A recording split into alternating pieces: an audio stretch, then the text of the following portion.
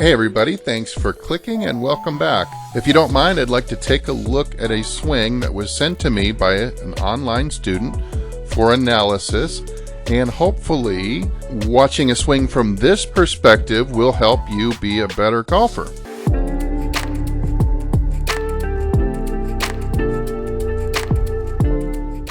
Let's take a look. So first let me get this out of the way. You probably noticed it right away too. We got a cloud shaped like a unicorn, and that's kind of fun. It's the first thing I spotted in this video. Alright, so this is a pretty good golfer, but he's kind of stuck on a plateau, somewhere in around the 9 handicap area. At address, I would have him get his rear end a little bit more behind him and slightly increase the amount of hip flexion, as I think that's going to help later on, as you'll see. By the time he reaches the top of the swing, he's actually in really good shape.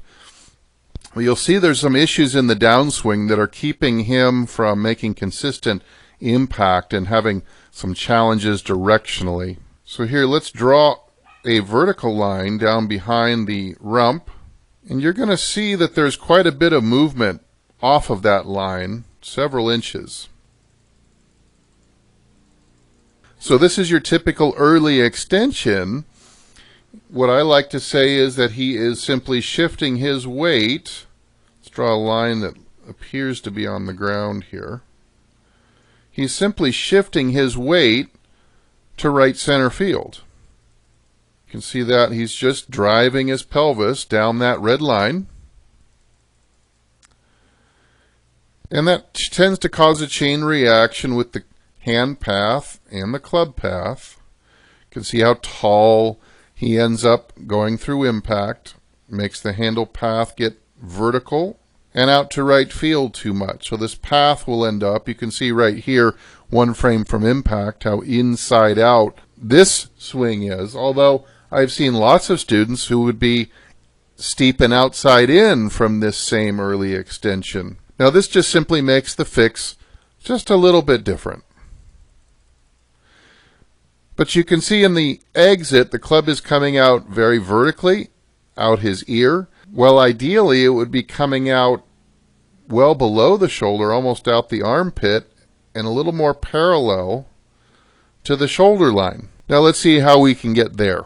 So what I would have this golfer do is do a lot of homework with a chair behind him. So we've got our chair. Some kind of chair that hits you in the posterior at just the right height. The second thing I would do is have him put down a stick about 6 to 10 inches in front of the ball that mirrors the lie of the shaft, right about like this. Something like that. And what you're going to see is, as the butt leaves the wall, he'd have a big time issue tangling with that stick in the follow through. So he would just whack this thing over. So the goal of these swings would simply be lift the chair, miss the stick.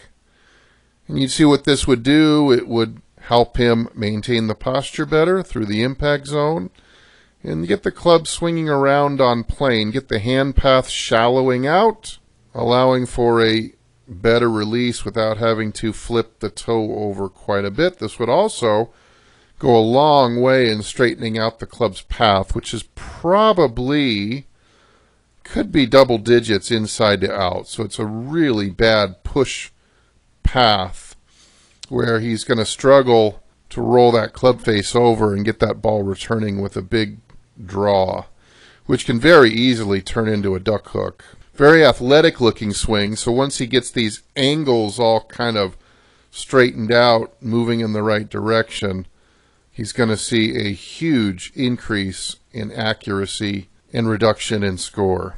Very, very typical pattern that a high single-digit golfer gets into, but will keep you on a plateau if you swing like this.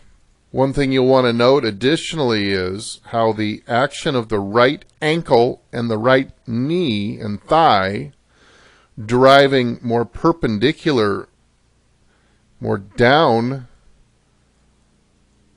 the range line in this direction is allowing the butt to freely move off the wall and get this whole process started.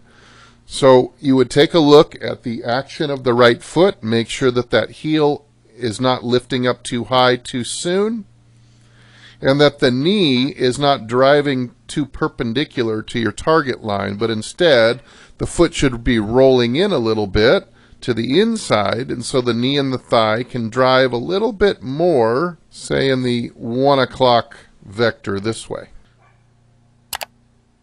Let's watch these action a little bit in real time. You can see how this is going to have to be kind of a push and a hook, and how it would be very challenging to hit 3 straight fairways. Hopefully with these angle changes, this golfer will be able to cut his handicap in half and maybe pick up some distance as well. Hey, thanks so much for watching. Hopefully looking at it from this perspective will help you better analyze your swing and hit the ball longer and straighter. I'm Steve. Thanks for watching, and as usual, I'll either see you in the next video or I'll see you longer and straighter down the fairway. Everybody take good care.